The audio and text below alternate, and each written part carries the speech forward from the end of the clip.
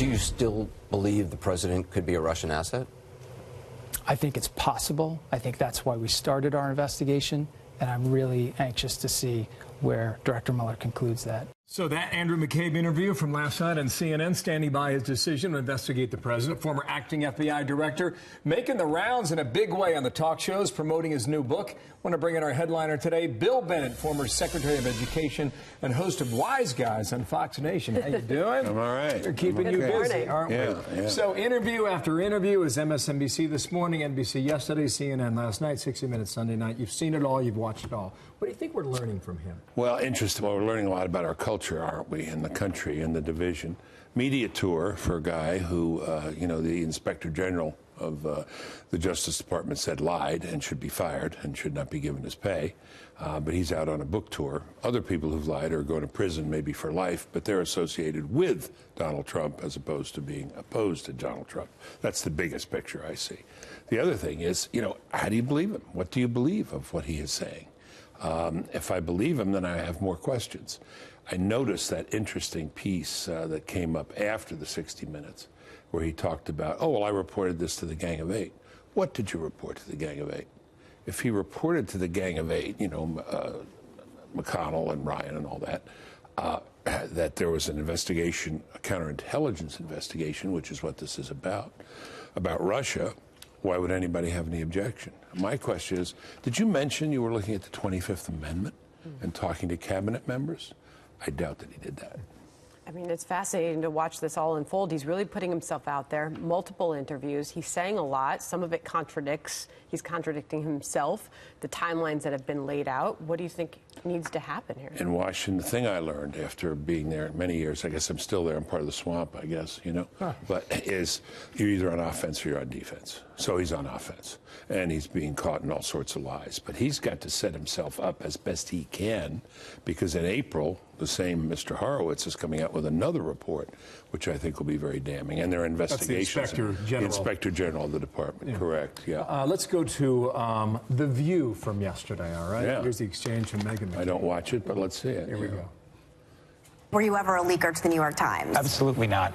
No, not in any time ever. You should understand, Meghan, when I was serving as deputy director, I was one of 2 people in the FBI that had the authority to disclose information to the media. That is an FBI policy. It's baked into the way that we run media relations in the organization. So I transacted on issues regarding the media every single day. Just take her question on its face. Why is that question so important? Well, first of all, if he's leaking to the New York Times, that's interesting for an FBI acting director or deputy director to be doing. Second, it contradicts James Comey. And so he has to deal with that. So, there's an old thing in philosophy. I'm trained as a philosophy professor. Right. The Theban liar, this guy's known to be a liar, and you go to the crossroads, well-educated woman nodding here, see? And he always lies, or he lies half the time. And you say, which way do we go? That way. Now, which liar do you believe here? It's hard to know, but I think it will be unpacked. I'm hoping Lindsey Graham gets to the bottom of it, but I think this guy Horowitz and maybe the courts will get into this. Let's unpack the Covington situation. Yes. Good to get your thoughts on that this morning. The latest tweet from the president coming out. The Washington Post, and this is quoting Nick Salmon and his lawyer, suing the Washington Post. The Washington Post ignored basic journalistic standards because it wanted to advance its well-known and easily documented biased agenda against President Donald J. Trump. Covington student suing Washington Post. The president writes, "Go get them, Nick. Fake news." Yeah, I agree with the president here, and I'm glad they got a good lawyer. Lynn Wood's a great lawyer. On the program tomorrow, by the way. Good for you. Lynn Wood represented Richard Jewell when he was falsely accused of the Atlanta Olympic bombing in 1996. The big question, I've been listening to lawyers and people commenting saying there's not much of a case here. There's got to be a case here. There ought to be a case here. We live in a time where, a competition to see how quickly you can destroy someone and how quickly you can destroy someone with a falsehood. I mean, this is unbelievable, this rush to judgment, this rush to condemnation. These boys, and that will be tagging these boys forever, no matter what happens in this lawsuit. Shameful. It tells you something about where the country is and where a lot of the media is. I don't think apologies do it. He's not just going after the Washington Post, though. Oh, he's going after everybody. A line of individuals, actually. And this is a new approach. Yeah, no, we'll see. But look, given the state of the social media and given what we have seen, something has to be done. I mean, I think that's what citizens, non-lawyers like myself say. You cannot just have this system where you rush to judgment, destroy somebody, and then pick up the pieces later. You got to have some accountability. It's a massive lesson in this, isn't there? Yeah, massive. Not just a massive lawsuit. No, but a real lesson in how people react. It's a big lesson in civics and withholding judgment and the burden of proof. How about remember the whole business with Kavanaugh? Can we see where the proof is before we make a judgment? How about a lesson in economics? Because we are looking at a trend in this country that is almost hard to believe. If you throw up some of these full screens here, we're looking at some Fox News polling on the favorability of socialism among the millennial generation, and it is rising. Yeah. Well, I give you the American educational system. I'm sorry to say, I've worked in it for 40, 50 years now. People think our math and reading scores are bad. They are internationally. But you know what our worst subject is? American history. I love the quote, "In the long story of inhumanity and misery that is history, the American achievement is high and unique." Our kids are not taught that. They are not taught that in high school. They're not taught that in middle school. They're not even taught that in elementary school. College professors now tell me, some of my liberal professor friends, when they come, I say, "You probably were taught America's such a great place." Kids go, "Nope, never heard that. I was taught it was imperialist, colonialist, racist." We got to get on this. I sometimes oversimplify and say our problem goes back to the schools, but Plato said, excuse the quote, "The most important question in society is who gets to teach the children and what do they teach them?" And I think that's right. You're full of philosophy today. Full of what? Philosophy. It's all right.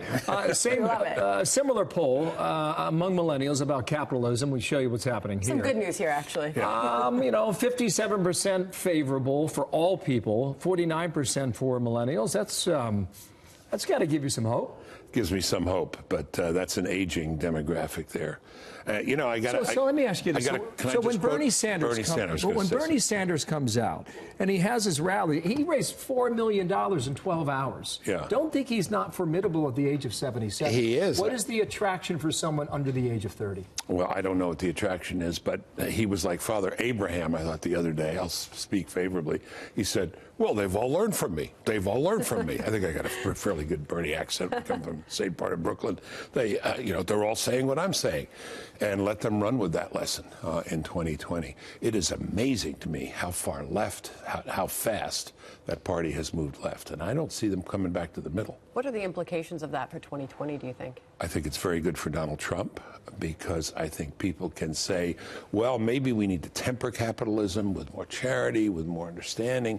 Maybe we need to increase our giving. Maybe we need to look at alternative fuels. But when you go to the Green New Deal, no more fossil fuels, I think the American people are going to get off. But the way these political movements work, the first candidate, Democrat candidate, gets up and says this, and they've already said it, and gets a standing ovation, the rest will go. Ronna McDaniel was on last hour, last comment on this, and thank you for coming in today. You betcha. She said it's going to be a long, drawn-out primary in the Democratic side. I think she's probably right about that. In fact, the way I see it today, and go ahead and give me your analysis, I think they're in the same situation they were 2 years ago. The establishment will want a center-left candidate like Hillary Clinton, but the progressives are going to vote far left during the primary contest. My sense is they'll do the same thing in 2020, which then draws out the process. The establishment will look for somebody like Joe Biden, but they may get a fill in the blank.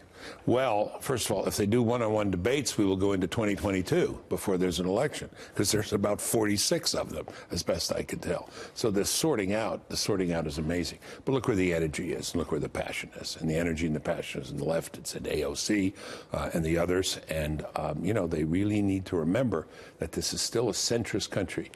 Moderate, maybe centrist, slightly left at some point, but still a kind of moderate centrist right country. They can't push this too far. We'll see. Hope you come back. Thank you. Thank you very much. My pleasure. Great.